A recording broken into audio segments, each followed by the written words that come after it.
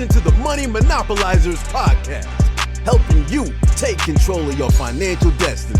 It's about time that we invest more in our financial literacy and work towards building generational wealth.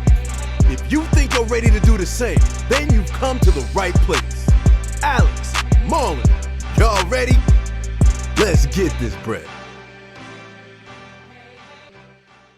What's the scene, everyone? It's Alex Kamoon here, and I'm back with episode 60 of the Money Monopolizers podcast. And I'm here with my co-host, Marlon Walls. Marlon, how you doing today? Doing good, bro. I really don't have much this time for real because I haven't got another deal to come up for the house in a minute, and it's just been a sad reality of life. But hey, I'm just going day to day now. I'm just enjoying like everything that we got going on here with the podcast. Love what you did with the YouTube channel so far too. I saw you updated all of like the actual cover, the thumbnail photos. I saw you updated those. I like those a lot. I think that would really help our brand just continuously building it. Then also the work you're doing with the videos that you're putting out now, like the little 5 to 10 minute informational videos. I think those would be really good. Other than that, I really ain't got too much to share right now, but just always know something's working in the background. So other than that, how you been, bro? I'm doing good. Yeah, we got a lot going on right now. Really trying to build the brand up. Really focusing on that while we're doing everything else. Of course. Yeah, that situation in Houston though is crazy. I don't even know what to do with that. Like, that is insane. I never would think it would be that hard to find your personal residence, but I guess when you're looking for something that specific, yeah, it could be tough, but it's I wish I got here. If I got here a month or two early, I think I would have had something by now because stuff was coming up so much more frequently in the summer. Right now, it's just that nothing's coming up, and when it does, it's overpriced or it's offered within the first 20 minutes. Yeah, that's tough because it's right now we getting in the winter months. Yeah, fall and winter. Technically, is it even fall? Oh, I guess fall started September 21st, technically, or the fall equinox or whatever you call it. But yes. Other than that, yeah, we have that building up the brand. I just released a YouTube video. If you're listening to this on Thursday, I just released one yesterday, another one. So definitely go check that out. I think what I'm talking about in that video is the how rental properties make you wealthy. So, I released one last week, the roadmap to financial freedom. So I'm just going to continue to put those out, hopefully once a week, every Wednesday, and, continue to just build up that YouTube channel and provide content over there. So closing on another rental property, just moved the closing date to December, not a rental property, a flip, just moved the closing date to December 1st. So that's good though. Hopefully we can even try to get one more before.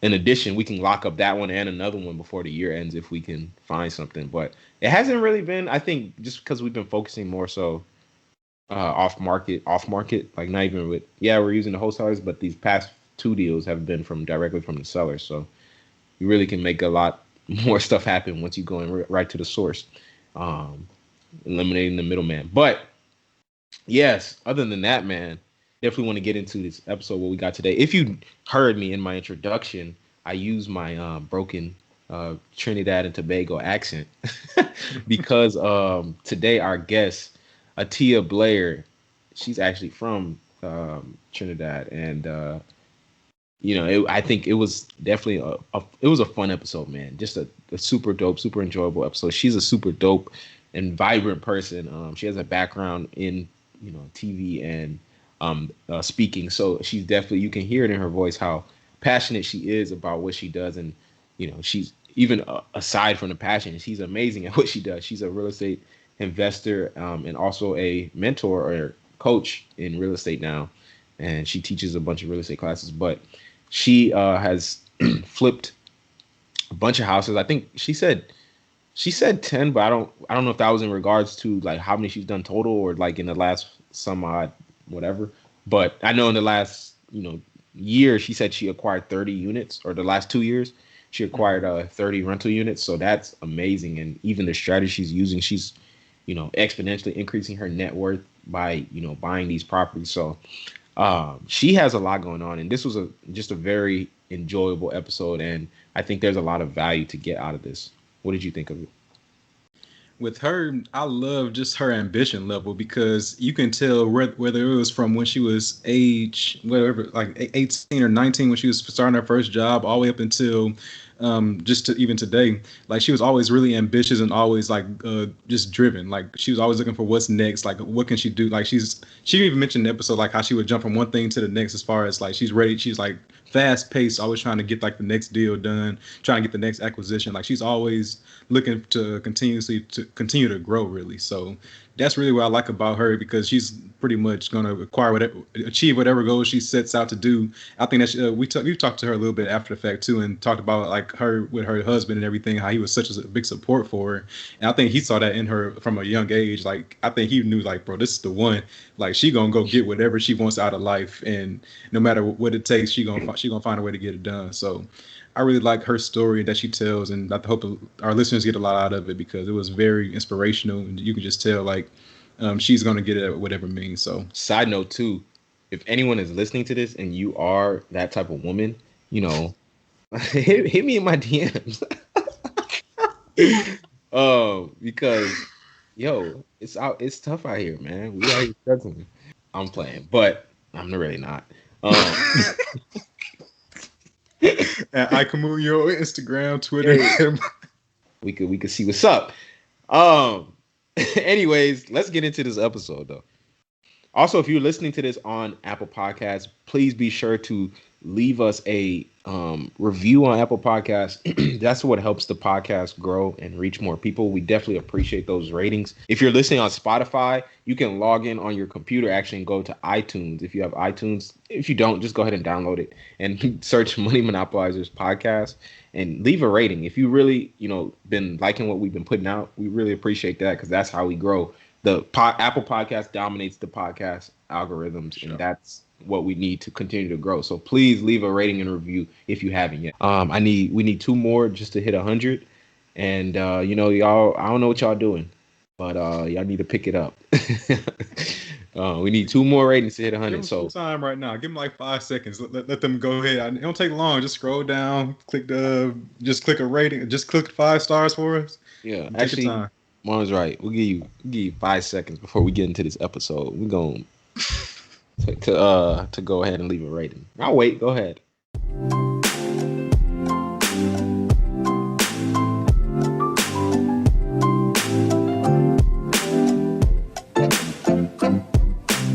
Y'all done? All right, cool. Let's get back to it. Let's get into the episode now. Attiyah, where's the scene? What's going on? How you doing? We're doing good. Super happy to have you on the show. If y'all don't know, this is we talking to Attiyah Blair, and she is actually from Trinidad and Tobago. So that's why I came on here with my broken Tobago accent. So shout out to everybody that listens to us.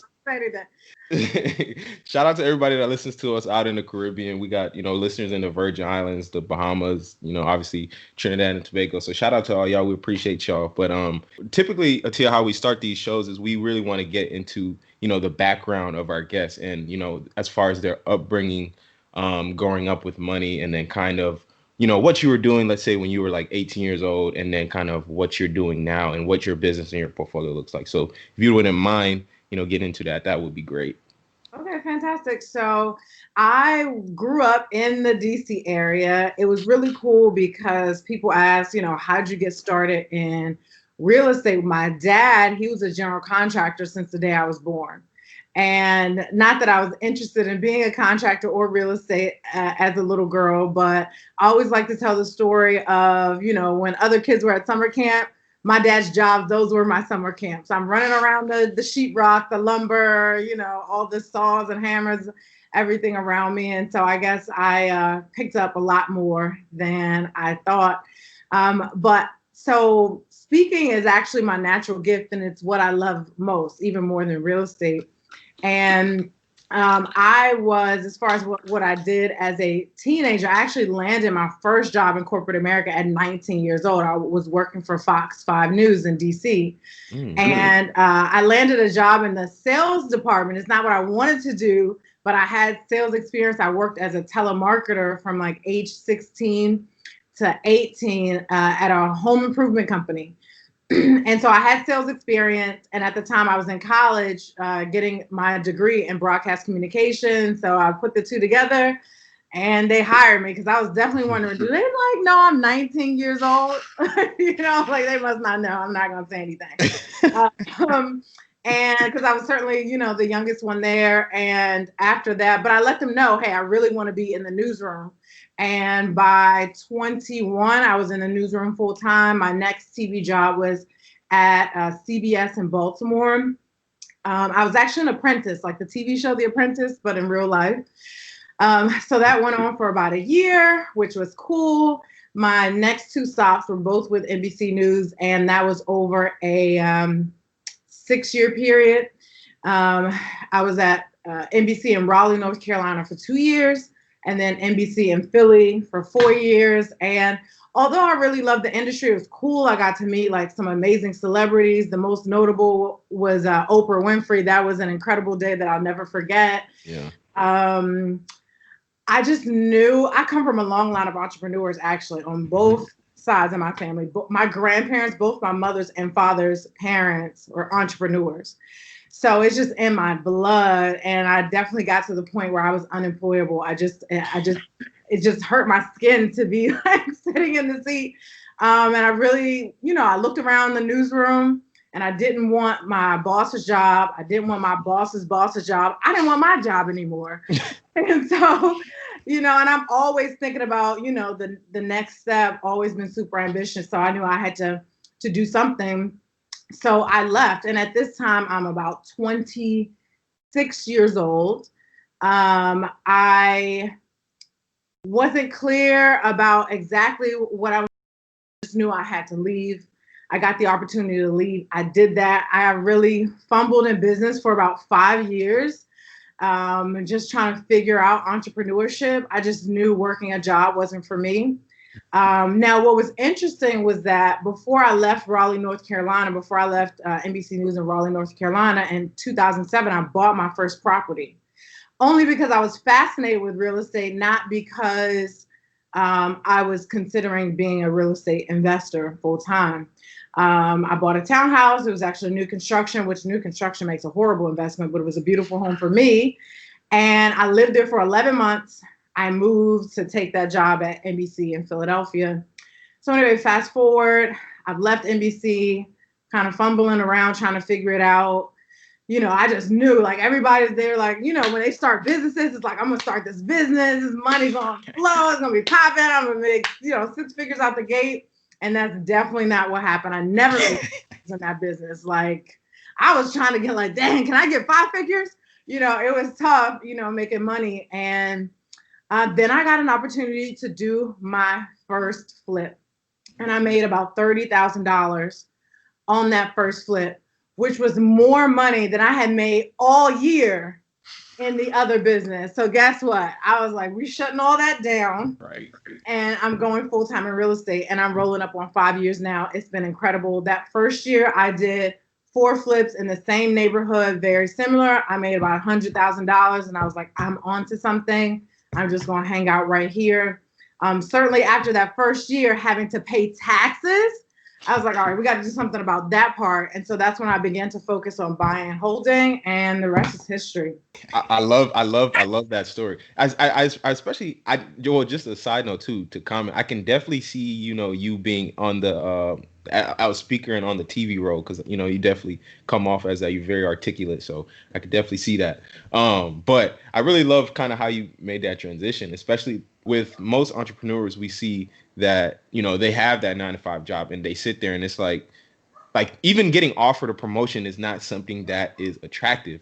Like I always say too, even at my job too, whenever I see, you know, the project manager and then his boss, and then like they want to have a career planning meeting, they're like, hey, what do you want, you know, in the next 5 years? And in my head, I want to be like, trust me, I'm not going to be here. Don't even ask me this question. Like, I just Yeah, forget about it. But then just like going back to your story though, because you were talking about how you had a family of entrepreneurs growing up and how you end up going into the workforce and seeing that the people that you were your higher ups were people that you did not want to be like, and or you didn't want their position. Because I was thinking the same thing for myself right now.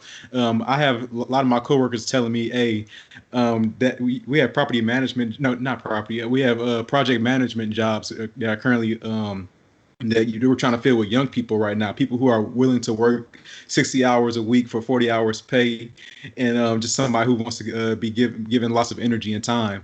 I'm looking at them like, yeah, you talking to the wrong one right now. That's like, there's people for everything, but I don't think that's for me right now. Like, what I'm doing right now is 40 hours and then cut off right there. Like, I'm just a strong cutoff for me. Once that 40 hours hits, I'm trying to work straight business from there on out.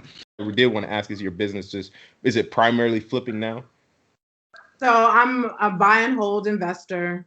So I have, so I'm buying pretty heavily distressed properties. I'm buying frequently and often. And last year I picked up 20 units last year. So I'm, buying pretty quickly. I'm also a real estate mentor. So I'm teaching other people how to invest. I'm a licensed realtor. I don't represent others too often. I really got my license for me to be a more fluid investor, although I tell people you don't need your real estate license to invest because a lot of people think that you do. And then I do some Airbnb as well. So how many flips and how many rentals do you have? I just need something to for the title. For the title. Title. Well, so in the past 2 years, I picked up 30 units. I've actually been doing a talk about that. So I picked up 30 units in the past 2 years alone. And then as far as flips, I don't flip a whole lot anymore. But since I went full time, about 10. Okay, but I don't flip often. Yeah, because just tax. I tell folks the same work that you put in, because I'm buying distressed properties. I'm not really buying turnkey properties. The same work, and you guys know this because you're like, yes, tell me. The same work that you put into rehabbing a house to sell it is the same work that you put into rehabbing it to keep it as a rental property. And the difference is when you sell that flip, you get paid one time and one time only. And when you drive past that house in 10 years and it's worth double what you sold it for, you're going to kick yourself versus what I do. I buy and hold with the particular strategy that I use. I'm able to pull some cash from the property in the form of equity, which, that chunk of cash is what makes flipping sexy for people. So I'm able to do the same thing by buying and holding. I'm avoiding taxes legally. And then I get the long-term cash flow and I get the long-term equity. And the equity, that's where the wealth is built. So I rarely flip unless, my profits will be around 6 figures. Right. And I didn't want to dive into your whole story, but I guess just to talk about what you just finished talking about, because the flipping is what really attracted you in the beginning, because you said you made that first 30,000 and now you're just like hooked. So you did a few more that same year, say you made 100,000. It's like, yeah, this is the way to go. So whatever I was doing before that, the first business, I'm just going to kick that to the curb. But that's what initially attracted you. But now once you got into the business, now you can start really defining your goals. Like, what do I want out of this? What's going to be my long-term play? Am I trying to go for rentals? Am I trying to go for long-term wealth building? Or do I just want to keep getting this cash? Like after a while, the initial phase of, oh, I got this big cash, like let's celebrate, that may fade away after a while, because now you're like, okay, this is really another job for me regardless. Like regardless of if I am doing something that I like to do or I'm not going to work, I'm still working, just in a different field now. So how can I make this passive, or is my goal passivity? If so, maybe I need to change my strategy a little bit. And then last thing, you talked about going into your first business and how it wasn't successful. So I guess how it wasn't as successful as you planned for it to be. So like, what was that kind of? I just want to get more into that because I'm trying to see how did it lead into you get into real estate, for instance. Yeah, so it was a health and wellness. I was doing health and wellness coaching and consulting, because when I left TV, I know that my natural gift, the gift that God gave me, was speaking, point blank, period, hands down.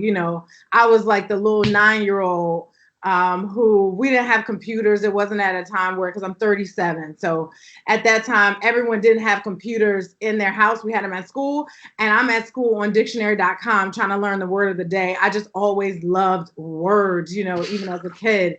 So I thought to myself, what can I do that people would pay me for, that I can go speak about? And I actually used to weigh nearly 300 pounds. So I said, okay, everybody's out here struggling with weight loss.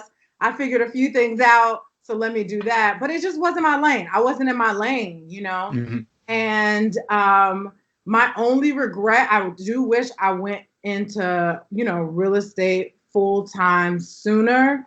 But I learned so much about growing a business because it's, you know, a lot of people have a good idea and that doesn't necessarily translate into a booming business. And yeah, I just had to let it go. A lot of times people are like, no, keep going. No, sis, sometimes you gotta just let it die, you know, let it go. I wasn't in my lane. And you know, I got to the point where, because I was used to being a high achiever, first of all. I graduated from college in 3 years instead of 4. You know, I bought my own car at 16. I landed that corporate job at 19. So I'm used to it just comes natural to me. And so for the first time, I'm in a place where I feel like I'm behind and not ahead. You know, I'm not making progress. I wasn't feeling proud. It was like depressing. So I was like, maybe I should go back and get a job because I was kissing 6 figures at my TV job when I left. So I said, maybe I should just go back and get a job. And the thought of that made me sick to my stomach. I was like physically nauseous. I could not do it. So I said, I got to figure something out. And of course, you know, we all watch these TV shows, HGTV, all that good stuff, and they make it look so simple and easy. And mind you, I had the background with my dad. I mean, I literally was living in it. And you better believe as a contractor, he's around the house fixing everything. So I was constantly around this a lot. Certainly extremely comfortable with contractors. And I said, well, let me just give this a shot. And it went extremely well. And, you know, I kept rolling from there. Oh, man. I wanted to comment on one more thing, though, because now I'm just kind of curious. Do you know why your parents moved to the States? For education. So my dad is actually American. My mom is Trini. And she moved here to go to Howard University in D.C. And then my dad, he had just moved up to D.C. from the South. His best friend was my uncle, my mother's brother. And my mom wasn't in the U.S. yet, but they used to work together. They were both contractors. And my dad always admired how my uncle's wife, my aunt, how she would cook all the Trini food, all the curry, the doublers, the bus-up shut, all of that. So when my mom came here, she moved in with her brother to, you know, get going. 9 months, my dad done. They were married 9 months. So that's what brought my mom up here and my dad up this way. Right.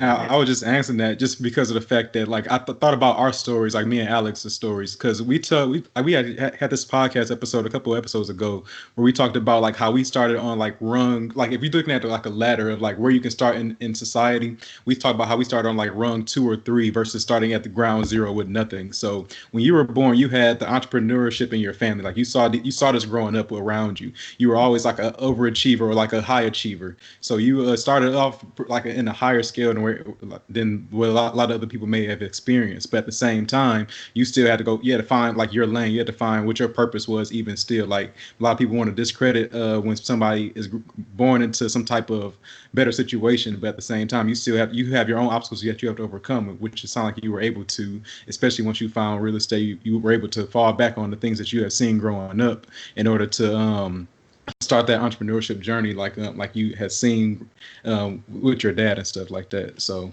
definitely kudos to you on all of that. We didn't have money growing up. My dad was in business, but he was very much so. He could have been a starving artist.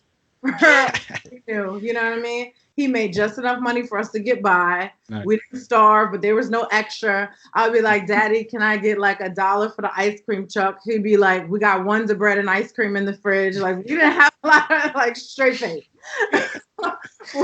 We didn't have a lot of money growing up, you know what I mean? As a matter of fact, because I know you guys want to know about the money story, I used to hear my dad all the time, I'm broke, I'm broke, I'm broke, all the time. He said it all the time, and probably because he was broke. You don't realize how broke your family was until you grow up and you're paying your bills and living your life, and you're like, damn, we really didn't have it. You know what I mean? But they shielded us from that as kids because that's not our business. You know, our job is just to go to school and play, and that's about it.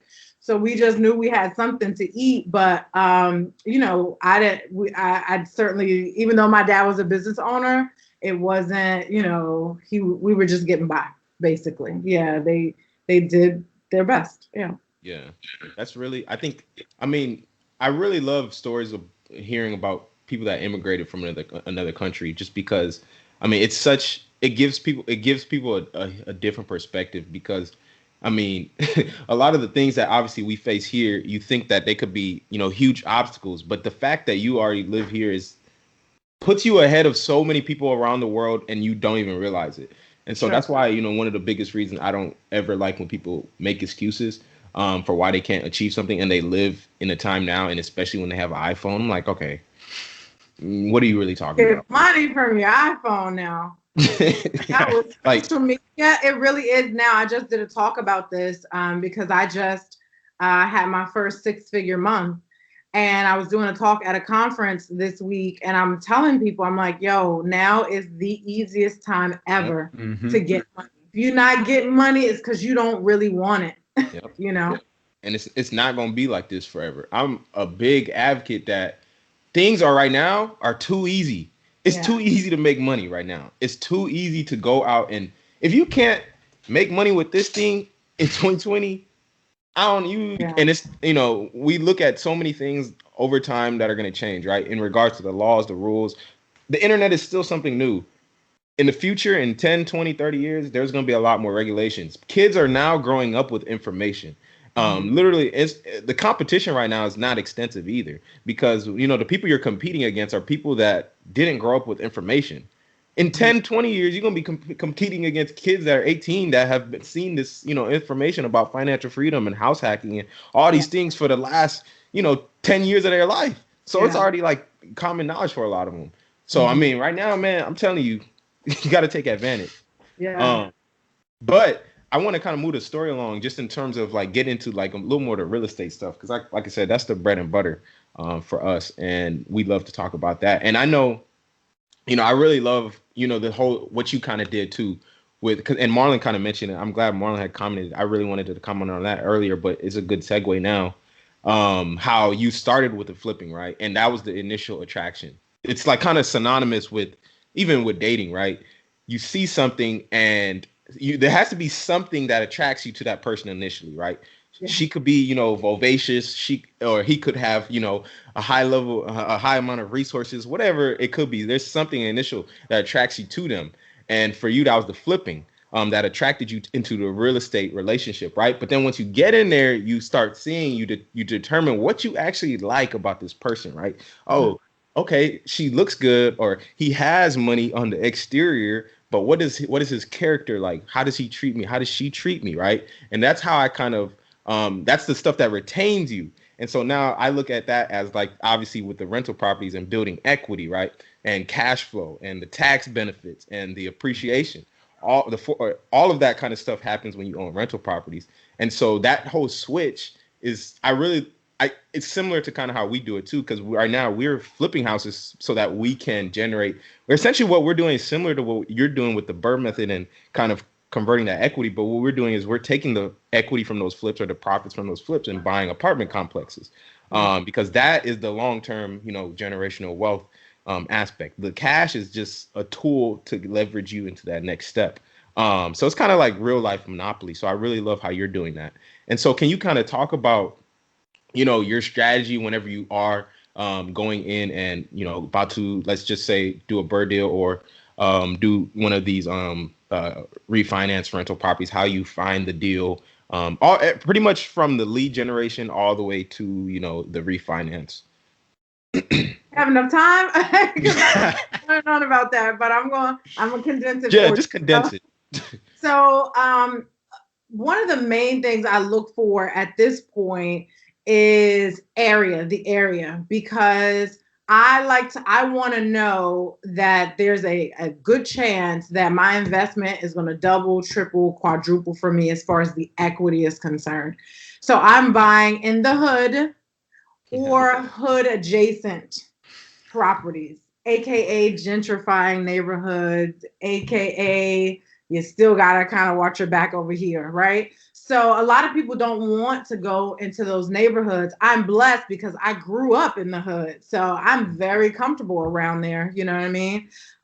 We just finished a flip where, you know, the corner boys is like literally across the street, and you show them respect and don't bother them with how they living and what they doing, and they give respect back, and you know what I mean, they might actually look out for you, you know. So anyway, I like going into those areas that are right near you know, large cities. So I'm primarily investing in Philadelphia, although I have invested in North Carolina and Maryland as well.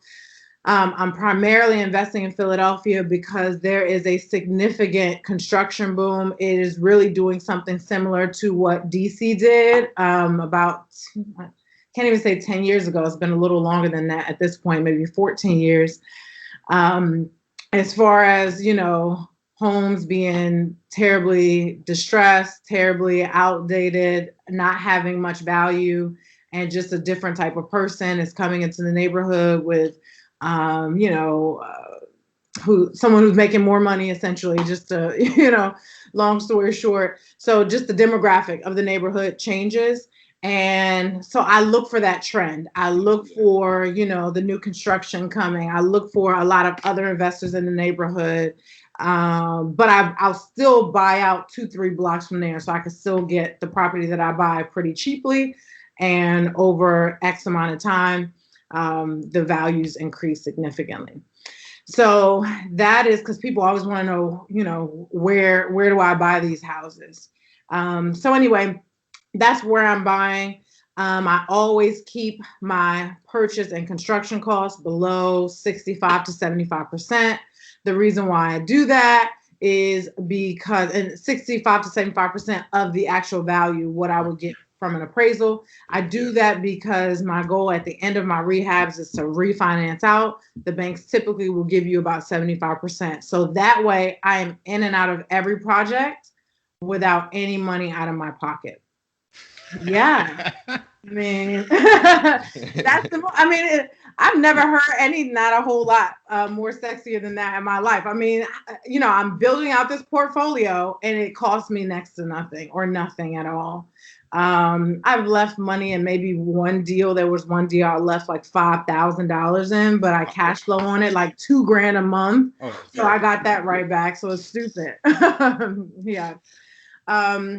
So yeah, I am trying to buy as quickly as possible at this point, because, you know, where I'm investing now in Philadelphia, it's becoming more and more saturated. You know, the deals are a little harder to find. You got to get a little more creative, but it's all good. I'm game. It's worth it.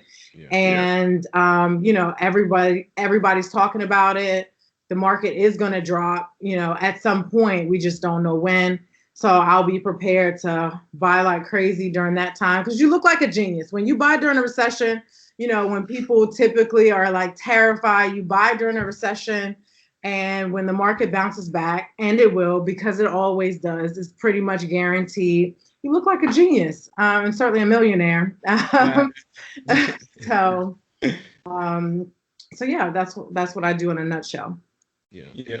And I know Alex mentioned the term BRRRR a few times. I don't know if we'd ever defined it on this episode, but just for people who haven't heard of it before, was B with 4 R's: buy, rehab, rent, refinance, repeat. And essentially, this is like a real estate strategy that's just where you can get into a real estate deal and be able to renovate it, because you got into this at a discount, you renovate it, and then after the fact, you refi out of it.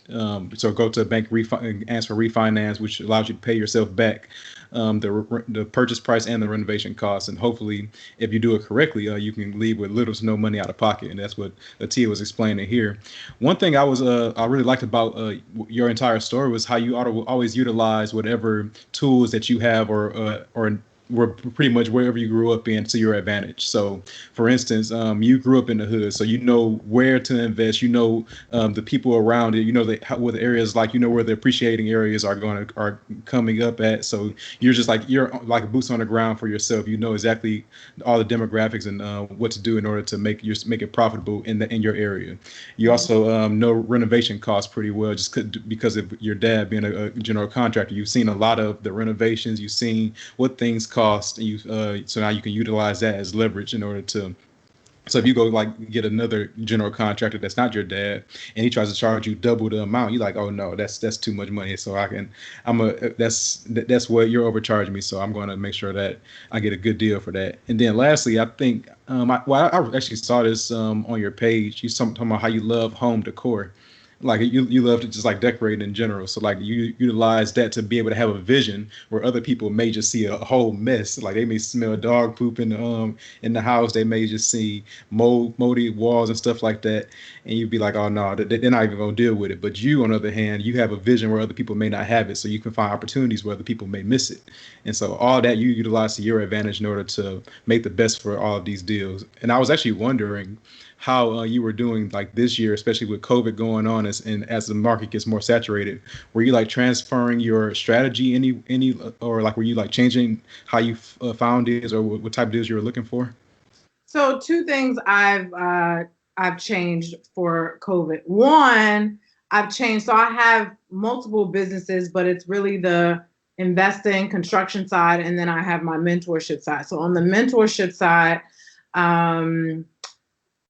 so people fly in from all around the country to come to my class. It's called How to Build $1 Million Real Estate Portfolio in 1 Year. And so people have been asking me to put that online for a long time. So it's online now. I finally got that online. And it's cool because a lot of my students, they were in the house during COVID buying property because they know how. Right. They buy from auctions, less competition because everybody's scared. They don't know what's going to happen. So that's one thing. And then on the investing side, so I talked about that number between 65 and 75%. I'm really running all my numbers these days based on 65%, just better safe than sorry. And I'm being extremely conservative. I have a bit of an appetite for risk, but now's not the time to do that because the market is going to fall. And I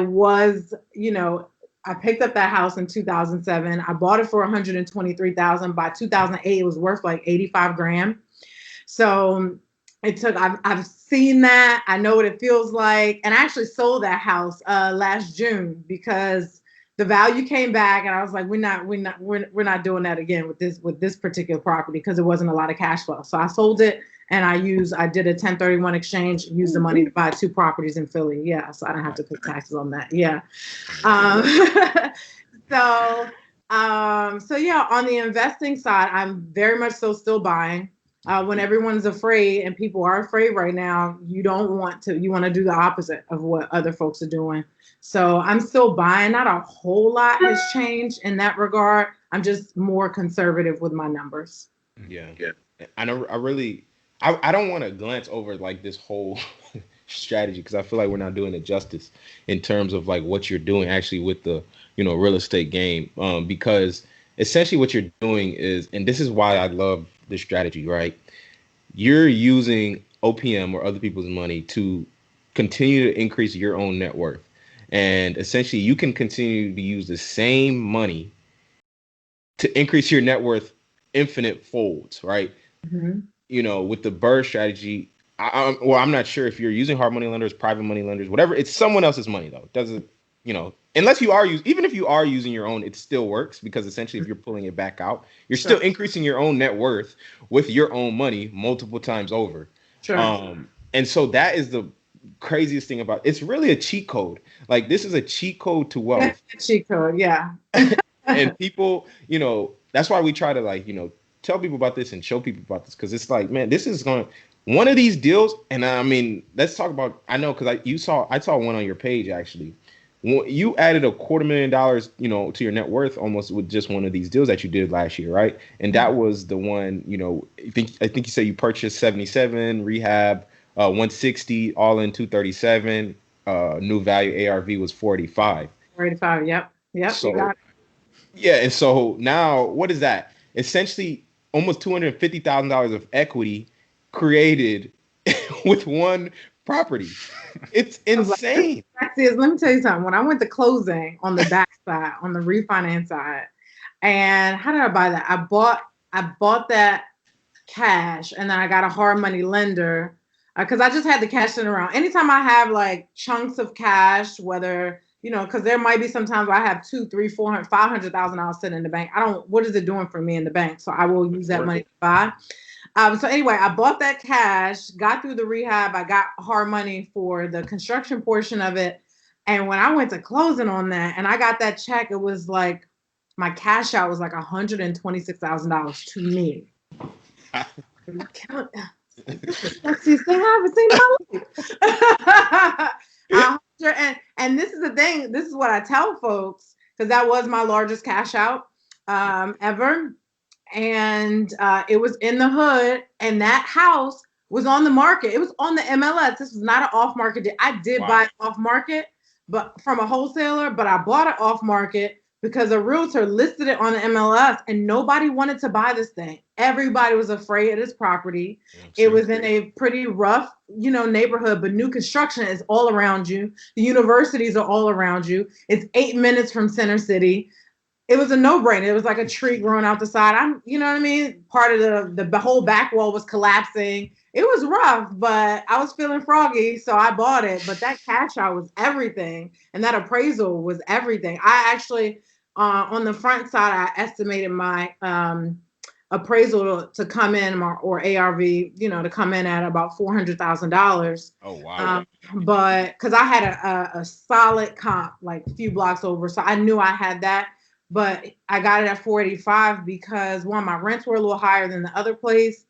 And there's this huge garage on the backside, and I rent that out too. So the rents from that push the value up. Because, with multifamily properties, they give you a value based on how much income the property generates.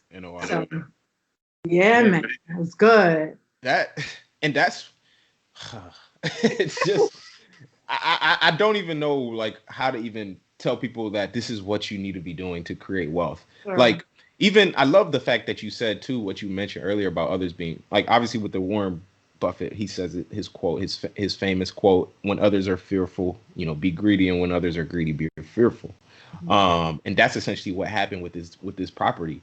And so, man, I just love this. And I assume that, now this is pretty much all you're doing to continue to build your portfolio forward. Are you looking to acquire commercial, or are you just going to continue doing the small residential, multifamily, refinance rentals? Bought 4 commercial mixed use properties last year. So those are, the storefronts at the bottom, apartments up top. I don't, especially with what we're dealing with now, thank God I don't have any like straight up commercial, because this is a bloodbath right now. A lot of companies realize they don't need brick and mortar to operate. It's just, unnecessary overhead. So I will not get into, full-time commercial. There are some. What about commercial multifamily? I'm about to say the same. Yeah, so commercial mixed use, yes. Oh, yeah. Okay. Assuming that's what you guys are talking about. Yeah. Like large multifamily apartment buildings. Yeah, so I am purchasing, for sure, as long as it's residential, because people always need a place to live. Yeah. So absolutely, I am looking at some bigger deals. I'm looking at a 48 unit package right now, but it's not all in one building. Yeah. But so I'm certainly open to that. Some friends and I have certainly had discussions around, syndication, to pick up some of these larger properties. But right now I love the, I'm just like a free spirit. I don't love a whole lot of, rules and boundaries on me. That's actually one of the reasons why I started real estate. I was like, I don't have to have any clients or any staff. It's me and these houses and these contacts that come and go. I don't want staff. I don't want employees. I don't want whatever, which that's not where I'm at now. Business has grown so much. I hired a ton of people last year. But anyway, what was my point in bringing that up? I'm like, what? Where am I going with this? I guess looking for the end goal in mind that you have. Yeah. So, at the end of the day, that's what I was going to say. So people always want to know, well, do I do single family, multifamily, small, middle, large multifamily? I love the freedom of the smaller multifamily properties and even single family, because you have control over each individual property, if you need to sell it, if you need to leverage the equity, whatever. When you get, in my mind, when you get into the larger buildings, especially if I'm syndicating, Yep. I'm pulling it down in a group. If I would need to sell it, or I want to leverage the equity, it's a lot of paperwork, a lot of red tape, a lot of conversations, a lot of people to get approval from. I like the freedom and flexibility to do what I want to do, how I want to do it, when I want to do it. So that's why I focus on the smaller to mid-sized multifamily property. And I pick up some singles here and there if it's a really good deal.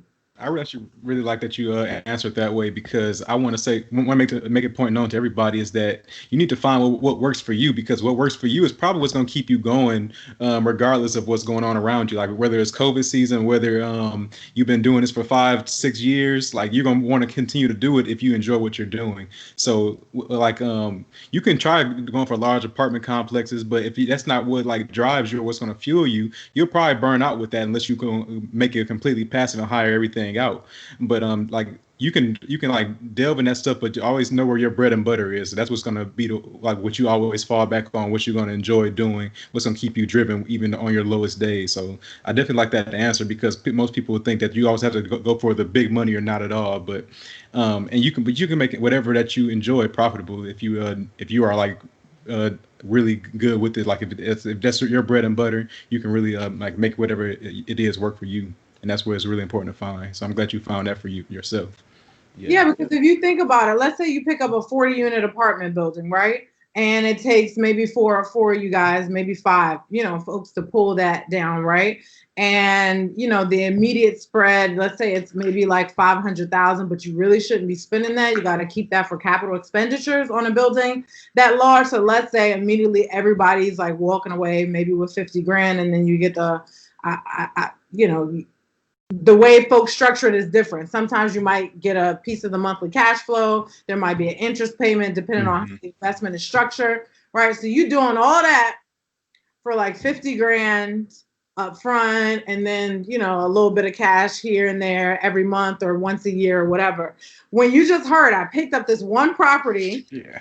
I cashed out at a 6-figure amount. That's my money that my tenants pay back, right? I don't even have to pay that money back ever. So I have this extra money, and I rolled it into 2 other deals, and it took me 4 months to get through the project versus however long it takes to do all the paperwork for a building that size. You got to walk every unit, all that. So I'm more of a, might sound bad, more of a hit it and kind of guy. You know what I mean? All that long-term commitment. I don't know if you guys are familiar with the Colby. It is a personality assessment. And I'm very high quick start. I'm very creative. I come up with a lot of ideas. I like to move quickly. Anything that kind of drags on long, like you were saying, Marlon, you got to know your personality type. You got to know how you're built, how you're set up. And so with me buying the way that I do, it keeps me motivated. All right, I'm just trying to get through this. I would just go brain dead on a long-term project like that, or just have a team that will take it down for me, and I'm, a little more passive. That would be the only way I invest in something so large. Yep. Yeah. I think that's super key. You definitely got to know what you are going towards and what your goals are and what works for you. And I know obviously you mentioned the mentorship program that you have. And so obviously you're big on teaching people and educating people on, real estate.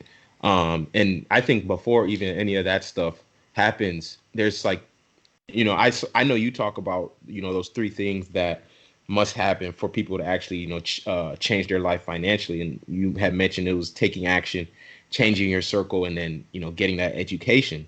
I saw you mention that on Instagram. So can you talk more so about that in regards to what, people that are looking to get into real estate investing, whether that could be flipping, whether it could be, doing, getting these unicorn home run, cash out refinance rentals or whatever the case may be. Can you talk more about that? Yeah, absolutely. So we've all heard it, right? Knowledge is power, but it is not. It's the use of knowledge. We do live in the information age. And like we said, if you're not getting money right now, it's because you don't want to. A lot of people are just not applying all the information that is available to you. So it's really, again, about getting that knowledge and actually applying it. Imperfect action is better than no action at all any day. you better believe that house I bought in 2007. That was very imperfect action, but it was the start of my real estate portfolio, you know? So it's better to get out there and get the lessons. I do tell folks all the time with real estate mistakes are very expensive. It's not like, oh, I messed up, I lost like $500. No, you done lost $50,000, $5,000, $20,000. So I do encourage folks to, it's real, you know what I mean? We know it's real. Trust me, we know. Like, too good, right? Yeah, we know. Exactly. Real estate mistakes are very, very expensive, and so it's better to get a mentorship. I'm a big advocate of mentorship, and even though I encourage folks to, come and work with me because my program really is incredible. My clients get great results, but I don't care if you come work with me or not. Just get a mentor somewhere, and I get mentorship. So I can get to where I'm going faster. So that education is key. Action is the activator. It is. It's the activator. That's why you have people who are like high school dropouts and, their teachers, their parents been telling you ain't going to be nothing, your whole life. And one day they just decide that, they, love cars or love whatever it is. And they start a business and they work hard and they take action versus someone who's super book smart and they just keep their head down in the books. They have all the information, but they're not applying it, and with real estate, there's no qualifier. You don't have to have degrees. You don't have to, be smarter than this person or that person. You don't have to have more money than this person or that person. You just have to take action. Action is the activator, period. And people need to be taking action every single day. Regular action. It's not like, and it's like real action too, because I think people get it confused too. And I've been seeing this a lot with just people talking to me, and they're like, talking about things that they're doing. And I'm like, okay, let's say like someone was telling me he was, I don't even want to say this. He might be listening, but I'll just say, people like, for example, say they might go and, I'm gonna go drive around and, go, look for houses, vacant houses, whatever. And it's like, okay, that's fine. But I feel like some things that people do are things that they do just so they can feel like they're doing something, and it's like busy work. Yes. It's a difference between actionable items that actually progress you and move that gear forward every single day. There's something you should be doing every single day to move you toward that long-term, short-term, intermediate, and long-term goal that you have. And so I'm really glad that you talked about that and that you mentioned that. And especially too with the changing your circle and the mentorship too, because you cannot elevate if the people around you are at your level or beneath you. You have to be around people that are ahead of you, because you have to change your context of what you have or what you're exposed to. If you're not exposed to anything like that, how do you expect to actually get to that level? So super key, super important. Yeah. So, that exposure, because I didn't talk about that a whole lot. So I'll tell you, the first Black woman, and I was just with her this week, the first Black woman that I saw become a millionaire in front of my face. I met her in 2011. She was my coach in that failing business. And probably maybe 4 years in, she went from a 6-figure earner to a 7-figure earner. And it was powerful to watch and see. And I mean, you'd think I grew up in the hood. She grew up in the hood, and she tells the story publicly. Her dad was constantly in jail. Mom was on drugs. She went to jail, and she climbed out of all of that. And she became a millionaire, and she put in the work. She did the work and became a millionaire. And so seeing that was like, oh, that's possible. Oh, okay, that's what we're going to do, And it wasn't immediate, though. It was just constantly, being in her space and then seeing the people that she was with. So, my goal at the time was going from where I was to making 6 figures. the $100,000 is like the holy grail, right? For a small business owner starting out. Yeah. And so I just figured out, I definitely had a coach, and I figured out how to get there. It's like, okay, I'm at 6 figures. How do I get to 7? And, as I share, I just had my first. Now, look, so on the real estate side, I pick up over $1 million every year. So that's why I teach that in my class, how to build $1 million real estate portfolio in 1 year. But on the coaching and consulting side, I was at six figures. And so anyway, this past month, this was the first time I earned six figures in 1 month. And I got there because I started hanging around people who a six-figure month, that's the norm at this point. And so now I'm in a circle with folks who a seven-figure month is the norm. So they're either at seven figures or kissing it. So that's what I'm working towards right now. I have the system and I'm doing the work to make it happen, but I'm going to have me a seven-figure month pretty soon. The thing you just did right there is speak it into existence. That's the first step right there. I love it so much. And then on top of that, it's really just surrounding yourself with the people that's going to elevate you. Because before you were trying to surround yourself with six-figure a month people. Now you're amassing that in your own personal portfolio in your own life. Now you say, I want to level up. What you need to do, you need to level up who you're around. Because they're going to elevate you to their level. Because if you're surrounded by people at an elevated level, you have no choice but to come up to their level or leave the group. Because it's like, I don't know, it's the law of attraction or something, where you're pretty much are going to be attracted to whatever is always around you. So if you're always seeing poverty, you're going to want to stay in that realm, because that's what you become comfortable with. If you're seeing nothing but success in six-figure living and seven-figure living all around you, that's what you're going to start seeing. So whether it's a mentor, whether it's just your personal group, you need to be surrounding yourself with those type of people to help you raise your own, or just to elevate yourself in general to wherever you want to be in life. Yeah, for sure. So I want to say this, one of the coolest parts about it is that a lot of us, from where we come from, or our friends or family circles, whatever, talking about I almost didn't post that I made six figures in a month. And my coach, who gave me the award, she was like, you better put that out there, because people need to see it. And but anyway, the coolest thing is that when I talk about making a six-figure month or having a six-figure month in the circle, it's not bragging, it's just what we do. You know what I mean? Even though I'm not at seven figures, I'm not even close to seven figures a month. I'll get there, but when my friends talk about it, it's not bragging, it's just what they do.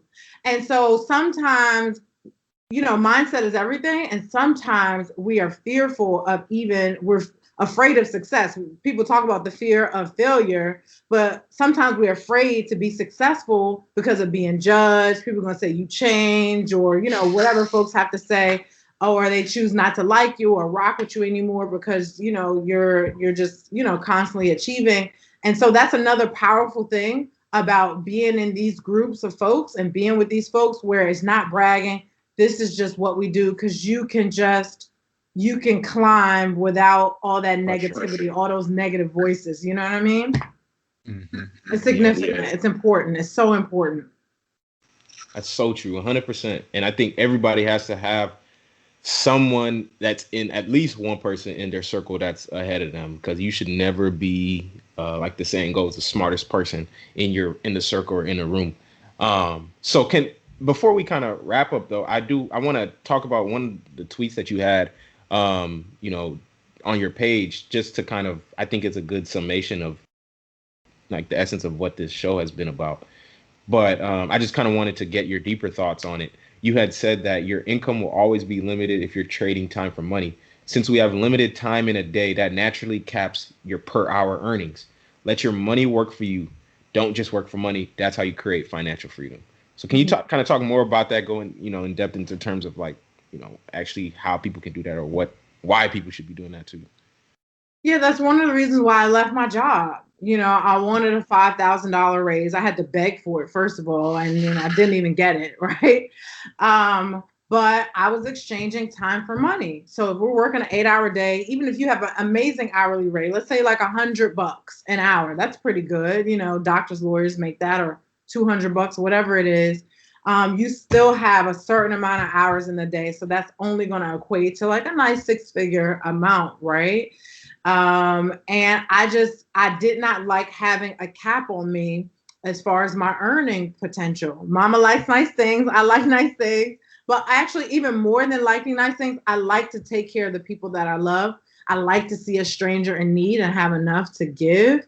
I'm a firm believer that you're not really winning if the people around you are still struggling. Who cares if you got a big ass house and the best car driving down the street? But if your mama not good, if your grandparents not good, if your siblings, are still struggling and you have the ability to help them and you don't, you're really not doing nothing, sis, bro. You're not doing nothing. You know what I mean? So I have to have enough money to take care of myself and have a, good life for myself. My husband and I, he actually does pretty well himself. And then, and that's a whole nother thing about marrying right. If you're gonna marry, Hold on, okay. Where do we find the women like you though? That's the thing. That is the issue. Unicorn, baby. I'm a unicorn. That's what I'm saying. Yep. That's what I'm like. It's like not fair. I'll be like, yo, it's just. My husband got me when I was 18. Oh my gosh. He got me when I was 18. Done. He got me like 20 years ago. So, but one thing I could say, I was always super ambitious. I was, when I bought my first house, I was 23 years old, making $32,000 a year, living paycheck to paycheck. But I was just determined. I had goals. I had drive. So it's really, my husband, his income is more than 10x since we met.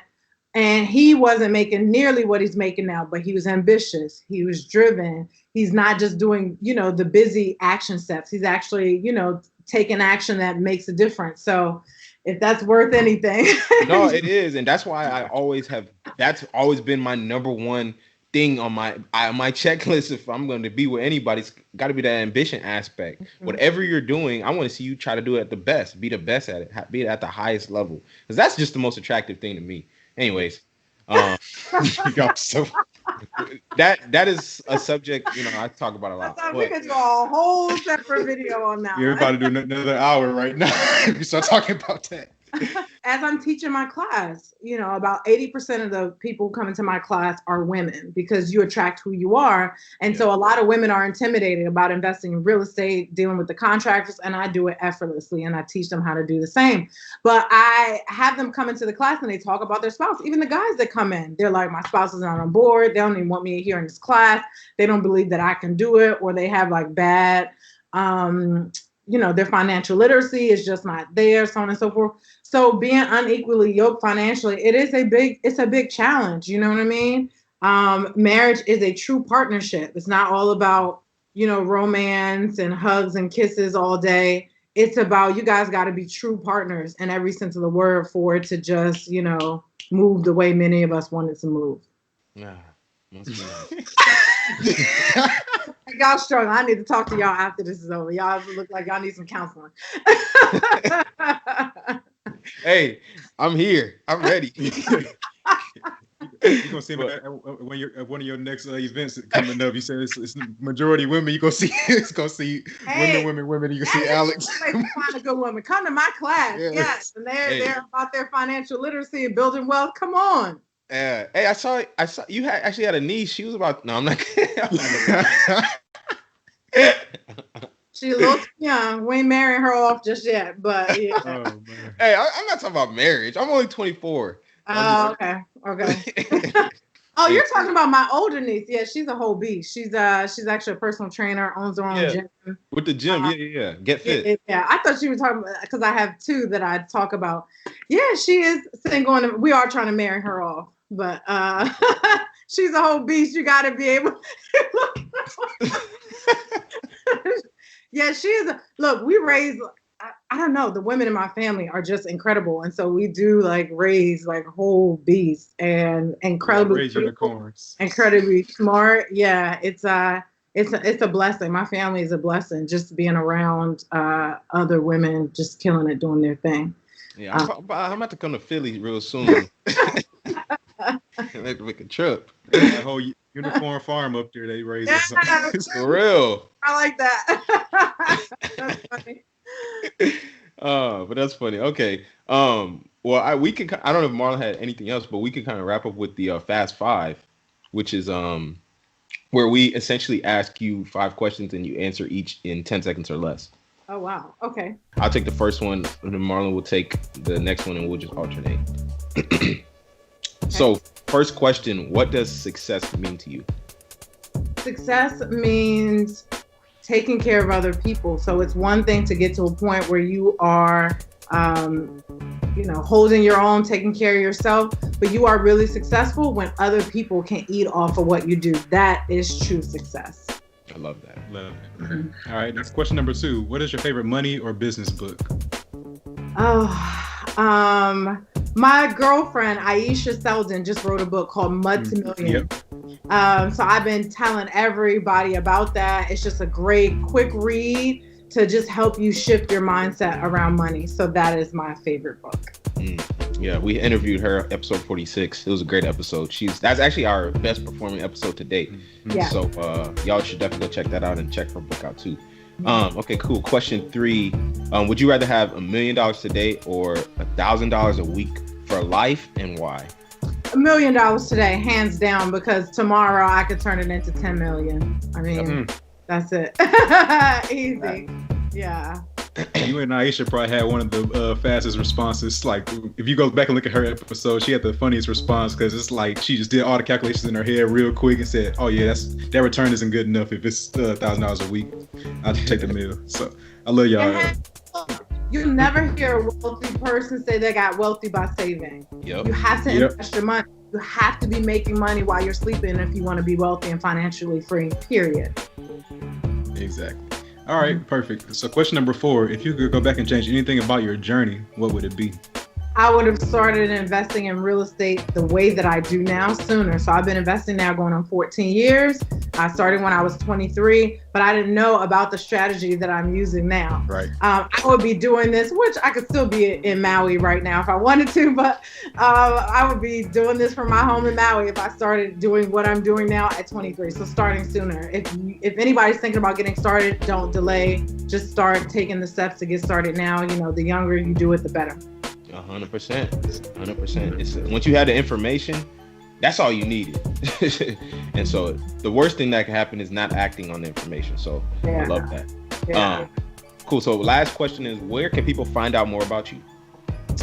So people can follow me on Instagram at Attiyah Blair. I know a lot of folks want to come to my class. It sells out every time. So folks can text money to 215-999-7887. Text money, and you'll be one of the first folks to be notified of when my next class is starting, because that's going to start really soon. So again, money to 215-999-7887. Cool. And when are they going to be back in person? My class? Yeah. Oh, the one I did this past weekend was in person, and it was incredible. It was the largest class that I've done so far, and people came out, and everyone had their own 6-foot space, socially distanced, and the ladies were in the house. So you guys, I know that's what you're getting at. I'm gonna lock it in. Lock it in. Actually, the next one is going to be February 6th and 7th. It's a Saturday and Sunday. Yeah, I'm giving the game about 9 hours the first day, 7 hours the second day. I have an official curriculum. Everybody leaves with that curriculum. I teach the investing process, what I'm doing now, what I did to pick up the 30 units in the last 2 years from start to finish. It's really good. My students get great results. So February 6th and 7th. For sure. I don't know if you got that message just now, but Alex just messaged money to your number that you Hilarious. Let's get it. Yeah. I know we got a lot of listeners in Philly too. So if you in Philly right now, you ain't got no excuse not to be out there for sure.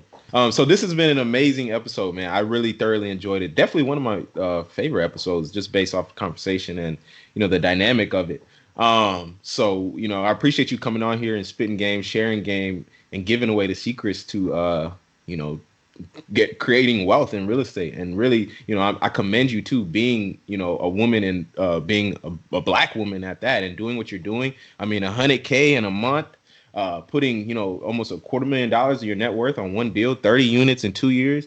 You're killing it. And I'm just, honored that you even came on our show to kind of spread your message. So I appreciate you, and I thank you, Attiyah. Thank you, guys. My pleasure being here. That's it for this episode of the Money Monopolizers podcast. New episodes will be released every Thursday and will be available on Apple Podcasts, Spotify, and YouTube. Just search Money Monopolizers, wherever you listen to podcasts. We hope you learned something of value today. And if you did, we'd appreciate it if you rated us 5 stars, not 4, and left a review on Apple Podcasts. You can also find out more info about us on Twitter at the Monopolizers or on IG at Money Monopolizers. We post informative content on there that'll keep you engaged. So be sure to check that out and share those posts. But until then, we're out of here. You've been listening to the Money Monopolizers podcast, helping you take control of your financial destiny. To learn more about how you can be in control of your money, visit moneymonopolizers.com. We'll catch you next time when Alex and Marlon share more personal finance and wealth creation tips with you. Now it's time to take action.